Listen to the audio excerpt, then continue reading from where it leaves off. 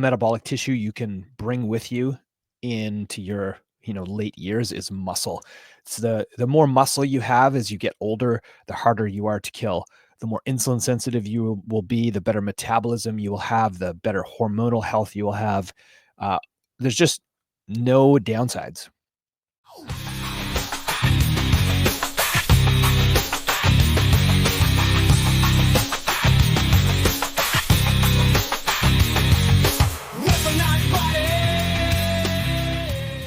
Hello and welcome to the Weaponized Body Podcast. I'm your host, Dr. Ryan Hewitt.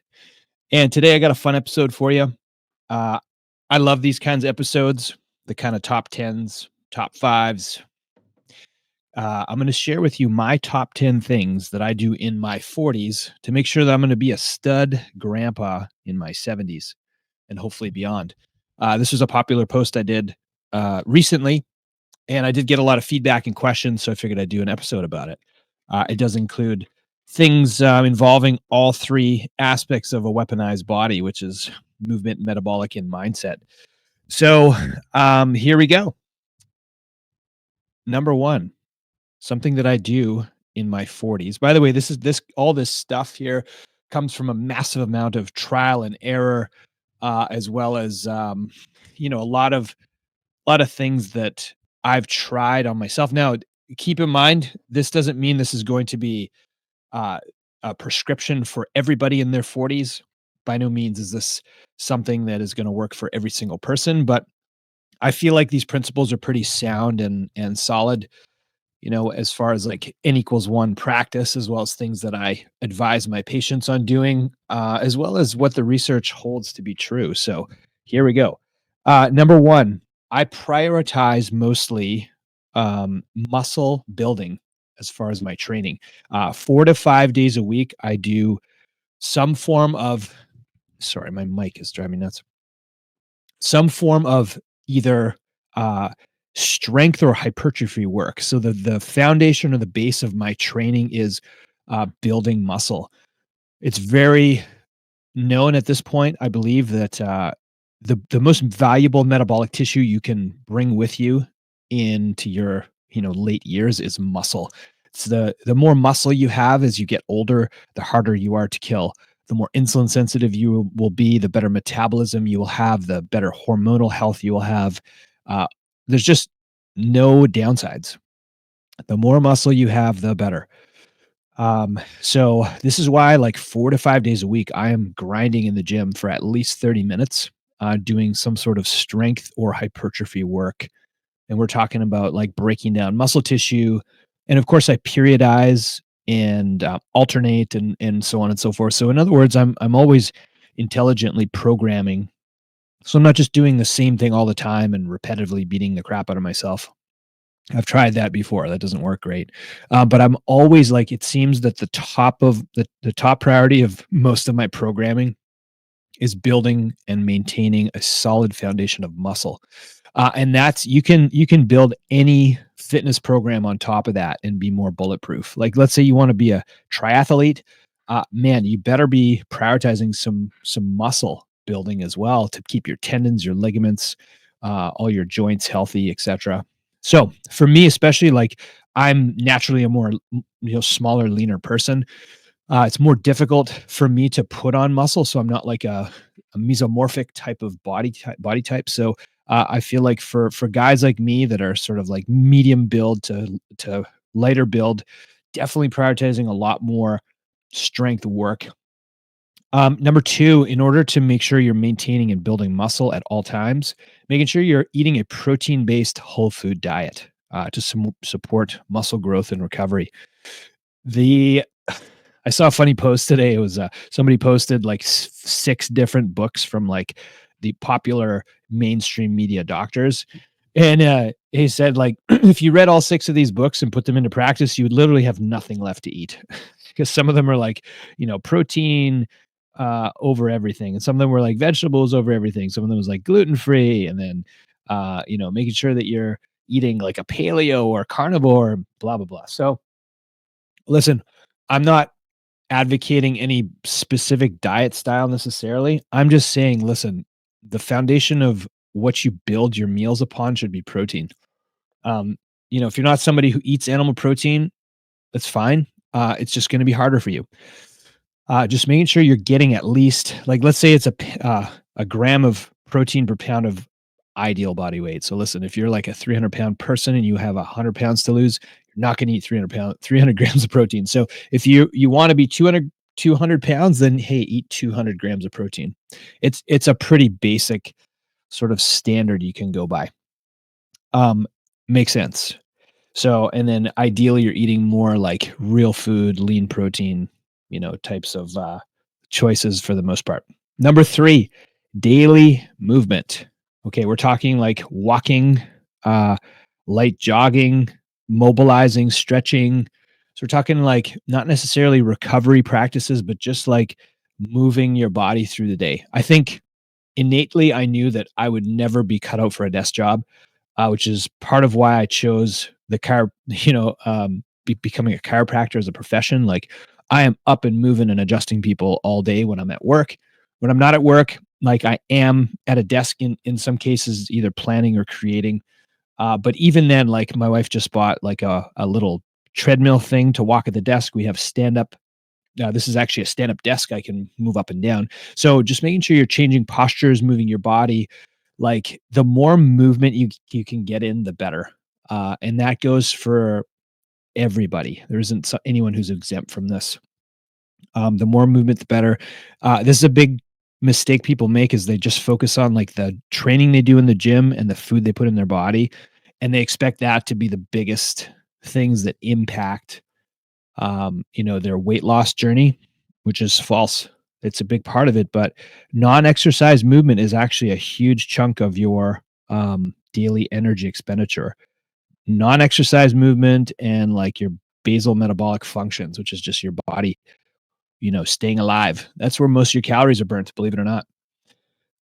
So moving your body as much as possible, like low level, bumping around, walking, jogging, staying busy and active. Number 4, drinking. For me, this is Ryan Hewitt. I drink a gallon of water a day. So I drink 130 some odd ounces per day. I have a 30-ounce bottle that I have with me at all times. It's a bottle that is, it's not plastic. It's like made from a non-toxic type of material. So if you're doing like stainless steel, glass, those are the best choices. Have a bottle of water next to you at all times, and making sure you're drinking, like, let's say it's, again, let's use some basic standard, half of your body weight in ounces, which isn't, a big ask. If you're someone who's heavily overweight, like, all right, you're not going to drink, if you're 350 pounds, you're going to drink, almost 200 ounces of water. You might, but you're going to be in the bathroom a lot. Um, let's say it's, half of your body weight in half of your ideal body weight in ounces of water. Once again, for me, I drink more than that. So I'm 200 pounds right now. I drink 130 ounces of water. I think the more active you are, the more water you should be drinking. Um, there's blood work I'm doing with people every day, and I'm looking at biomarkers like albumin, total protein, which tell me about the concentration of those proteins in their blood. That really shows me how much water, how hydrated they are. Of course, your electrolytes as well, sodium, potassiums, chlorides, and your kidney health as well. So, which brings me to my next number. Number 5 is routine zone 2 cardio efforts. So notice I didn't say like routine high intensity interval efforts. Those are cool. I think you need to do those on occasion to have that metabolic flexibility, that ability to like, ramp up your heart rate and recover quickly. But what research has found is like those zone 2 cardiovascular efforts, those are like, that's why you call it cardiovascular. It's for your heart health. Everybody needs to be practicing cardiovascular efforts that are like low level. Now, zone 2, what that means, it's like, anywhere between like 60 to 70% of your heart rate max. There's different ways to calculate your heart rate max. There's lots of, you got ChatGPT and Google out there. You can figure it out. 220 minus your age is like an elementary way to do it. to figure out your heart rate max. But staying at that level, like let's say it's walking at an incline at a brisk pace, and you're going to do that for like 20 to 30 minutes. If you're not like a cardio person at the gym, you go outside, throw a rucksack on your back. You could go for a bike ride for 30, 40 minutes, and you're doing that at least once a week. Um, I try to do cardio efforts minimal 3 times a week. If I'm trying to cut, I'll do them daily. I'll do like, anywhere between 20 to 45 minutes of that fasted cardio in the morning. Um, Now, I tested my VO2 max last year. Now, granted, I have a lot of fitness history to stack my fitness on. But I wasn't doing anything crazy when it came to conditioning last year. Before I did my bodybuilding show, I was doing, my cardio started at 20 minutes in the morning and it got all the way up to 45 minutes, and it was zone two. It was not crazy. That's like you being able to, carry on a conversation while you're doing it, getting a light sweat in. I went and did my DEXA scan and a VO2 max. My VO2 max was 60, which is like elite athlete shape. So, if you're doing routine cardio, you're going to get in really good cardiovascular shape. Super important for longevity. Super important for you to be able to like do almost anything, with little to no effort. So, making sure you're doing routine cardio efforts. Again, I'll summarize. Right, you want to do the strength training. You want to make sure you're doing daily movement and you're doing zone two cardio at least once a week, preferably multiple times. So don't confuse the three. Next, every day, we'll get into a bit of mindset stuff. So this is number 6. I read, meditate, and I do an activity called stacking. I try to do this every day. I read because I'm always trying to feed my mind. I'm always trying to build on my knowledge base. I'm not always, well, most of the time I'm reading things that are informative. I'm not a big fiction fan. I understand the value of reading fiction, um, expanding your vocabulary and your imagination, and right, hits different parts of your brain. But I'm just such a geek. I love learning about, health, fitness, longevity, performance, health, recovery. I'm always reading stuff about that and or business, marketing, sales, leadership. Just reading something that helps expand your mind. Reading every day. I tell you what, if you decided to read 5 pages a day instead of watching 30 minutes of Netflix a day, you will be a far more intelligent, useful person in 3 to 6 months than had you just watched TV. I don't think that's very controversial. I think that's pretty pretty basic. I also meditate every day. This is something that I never thought, like, I was not bought into for a long time. And it wasn't until I started doing a core 4, which is a morning routine, and I started to meditate routinely. And here's what I noticed, and I started to read up on it, and things started to align and make sense to me. One of the things that started to make sense to me is that we are always at a particular vibration and frequency in our minds. Now, I'm not an expert on this, but I'll try to try to explain this as best I can. You're at different wavelengths, right? Like beta, alpha, gamma. When you wake up in the morning, you kind of drop out of that, sleep wake, which is, I think, I can't remember exactly what wavelength, but then you kind of drop into the like a specific wavelength as you awake. And you're sort of in this state where there's almost an opening to your subconscious still. It's kinda like coming out of a dream state, and then you're still like, you wake up in the morning, but you're still not, fully immersed in something. Like, you haven't checked your email or social media or, like, got down with anything that needed, like, analytical, like, thought processes of your, cortices of your brain. You're sorta still in this, like, dreamlike creative state. It's like, I think it's like a gamma wavelength. This is a time where if you do things like meditate, and I'll talk about stacking in a second, this can open up different um, channels of creativity.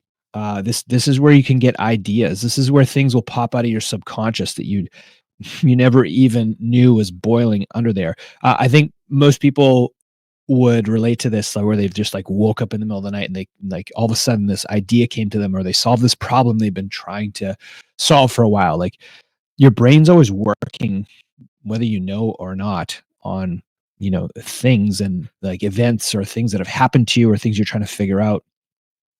So meditating will help you kind of drop into this state where it opens up, space for you to be able to get into this subconscious that you otherwise, shut down access to if you just get up and like flick the lights on and check your phone and, just abruptly change the state of your nervous system. So meditating helps you kind of create that space in the morning. I like to call it like the creative space or that hour of power. And this is also where I'll practice something called stacking. Well, it's like journaling. But what it is it's a cued journal. So it'll ask me specific questions based on what I want to learn about what's going on in my head that day, whether it's like a trigger, whether it's some like it's a prayer that I want to say, whether it's like an idea I've been bouncing around and I want to unpack more. There's different, through the Warrior Stack app. This is something that has become very valuable to me. I've worked, this is how I figure out business problems. This is how I figure out my marital problems. This is how I figure out, between my head problems. It's an amazing way to start my day with a meditation, some gratitude, a stack, and feeding my mind with some reading. I also try to read. If I don't read in the morning, I'll read before bed. So that is number 6. Number 7, in my 40s, I have begun to prioritize routine checkups. And this is something I wish that I had started sooner. Number 1, routine blood labs. So I'm clearly a huge proponent of this. Weaponized Wellness is one of my companies that I do, you know, uh, blood checkups with folks, particularly that are interested in, their hormonal health, but also their, metabolic health in general. So getting your blood work done routinely, it's an amazing way to assess your metabolic health. Where do you stand? I do my blood work, generally speaking, twice a year, sometimes 3 times a year, depending on what's going on.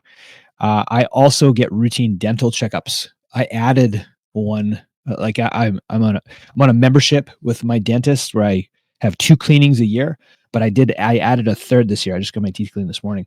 Um, yeah, oral health I have just discovered is so much more important than we give credit to. It's really, really important. You know, it's a way for bacteria and shit you don't want in your bloodstream to get into your body if you don't take care of your dental health, like your gums, um, your teeth, obviously, and whatnot. You want to make sure you're taking really good care of your dental health. So I get 3 cleanings a year. I've only had 1 cavity my whole life. I had for first time last year. It's like everything started to like come together last year as far as aging for me. I got my first set of readers. Finally, I have reading glasses now. So getting my eyes checked was another one. I got my skin checked.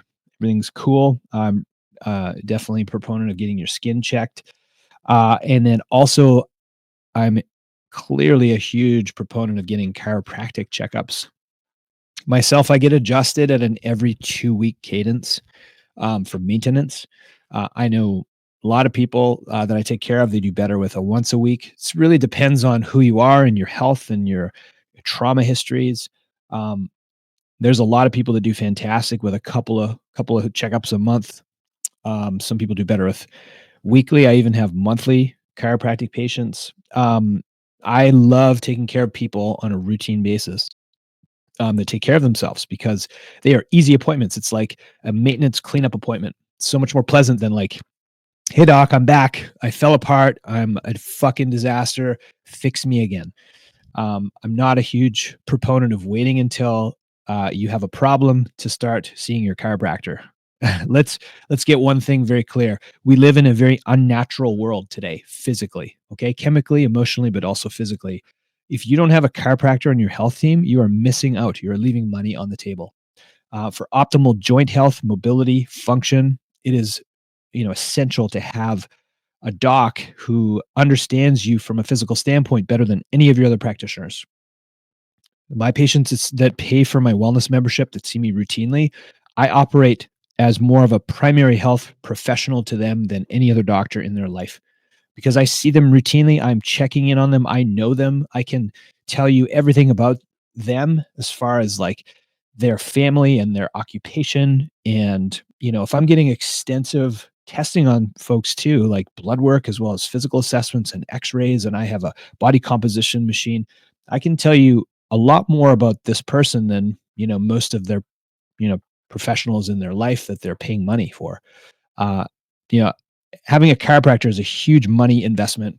Um, and when I say that, I mean you'll save a ton of money. I can't tell you how much money I've saved my patients from, ER visits or, walk-in clinic visits and whatnot, and just time and energy, because I'm able to X-ray them at my office if needed, helping them with physical ailments that they otherwise would have just waited at an ER for useless pain meds or Flexerals, etc. So anyway, having a chiropractor on your health team, huge fan. Routine chiropractic checkups. What did I say? I said, routine labs, routine dental and skincare checkups, chiropractic checkups, routine primary care checkups, too, guys. Um, I'm definitely going to schedule one this year. I haven't scheduled one for a while, but I think I'm 45 years old now. I saw a commercial last night that you're supposed to start getting colonoscopies at 45. So it's not a bad idea.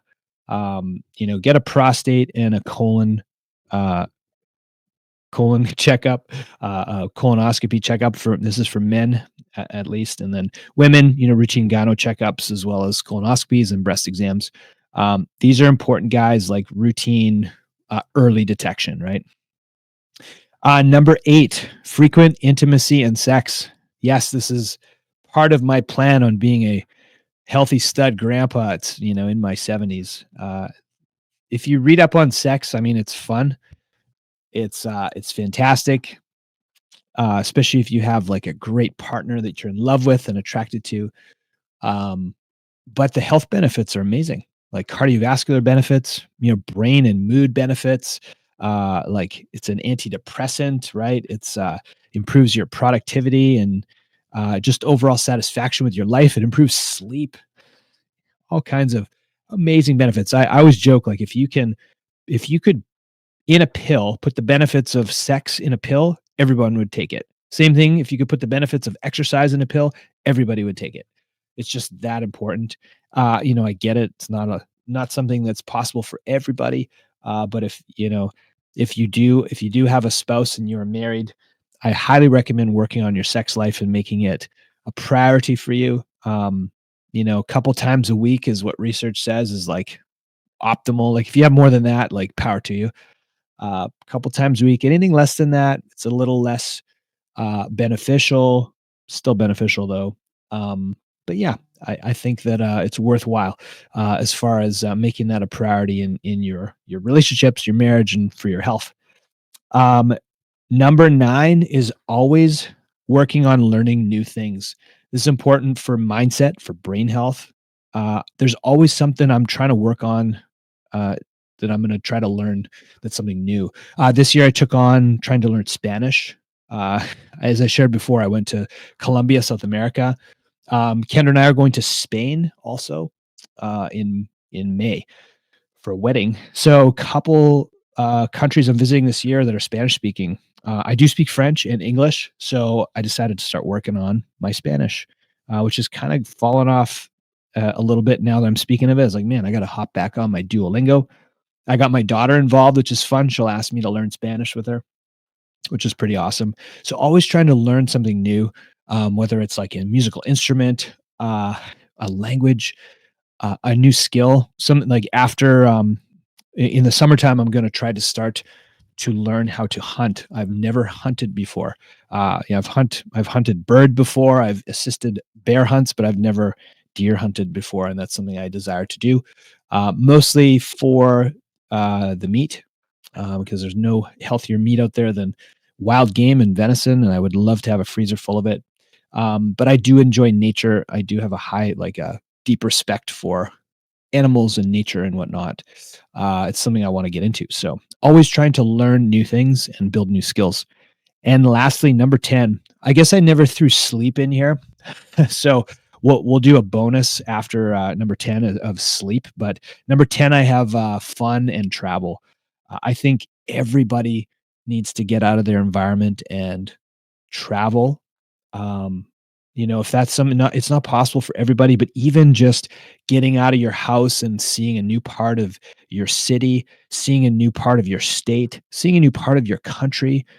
If you have the luxury to get out of your country and see a new country, being able to immerse yourself in other cultures and experiencing their cuisine, experiencing their language, experiencing their culture, is just it's something that opens up a part of you that you otherwise cannot if you're just sitting in your house watching your TV or trying to read about it in a book. You cannot replace the human experience. Um, I think nothing has enriched my life more than travel. Um, it's something that is just so fruitful. And I'm not talking like go to a beach and lay on a beach and get drunk and enjoy the the island life. We're talking like Kendra and I are going to try to go to Croatia this year for our 15th anniversary. Like I'm excited mostly to just see the countryside and the people and the cuisine and their practices, just their way of life and etc. That's half of my excitement of going to Colombia. Just check that out. So I highly recommend travel and fun. I mean, travel is very fun and I love to do it with my wife and my family. So, having a fun activity you guys do. I think we're going to try to become a family that skis routinely if we're going to put up with the winter. It's we're very much lake people. So it's our dream to have like a lake and cottage, preferably close to the mountains, be able to have that kind of fun accessible to us. Anyways, so those are my top 10. I'm going to add a bonus for you guys, which is sleep. I have prioritized sleep more than ever in my 40s because I just recognize the benefits now more so than ever. I share the story that I invested in a wearable, a Whoop in 2018. I was an early adopter. And that was the one thing that got me to like significantly reduce my drinking. I rarely drink alcohol anymore. I'll pick my spots very selectively. For one, it's been just like massively destructive in my lineage, in my family. It's brought nothing but uh, just I think this is very common for a lot of families out there. It's just brought nothing but horrible things. So there's been very few benefits alcohol has brought me. And one of the things it was doing, it was totally screwing up my sleep. It was screwing up my recovery, screwing up my resting heart rate and my heart rate variability. My deep sleep was suffering. I felt like shit in the morning. I was like, why do I even do this? Even 1 to 2 drinks would do it. So I've significantly cut back on my booze, which I highly recommend for anyone who's considering it. I mean, you'll just feel like a different person once you give that up. So number 11, I guess, would be like, significantly reduce or eliminate alcohol from your life. Obviously, it's personal choice. Everyone's different. It affects everybody differently. But prioritizing sleep for the most part, making sure that here's the biggest trick is like getting to bed at the same time and getting up at the same time the next day. And we're talking Friday, Saturday, Sunday. Uh, I see a lot of people that yo-yo, like they're perfect from Monday to Thursday, and then Friday, Saturday, Sunday, they're sideways, and then they go through this whole loop. Try to keep it as consistent as you can. I get it. It's fun to stay up late sometimes, but when you're in your 40s, it's a little less exciting to stay up late. Kendra and I barely make it to 10 o'clock now. So routine sleep schedule. You'll feel amazing if you do that. So there's my top 10, aka 11 things that I'm prioritizing and doing in my 40s in order to make sure that I'm a stud grandpa in my 70s and beyond. I hope you got some value from this episode. Like, share, and give me some feedback. Subscribe as well if you like this podcast. I'm always open to discussing things that fans want to learn about, want to hear about, want me to unpack. So appreciate you guys. Thank you for listening. See you guys next time.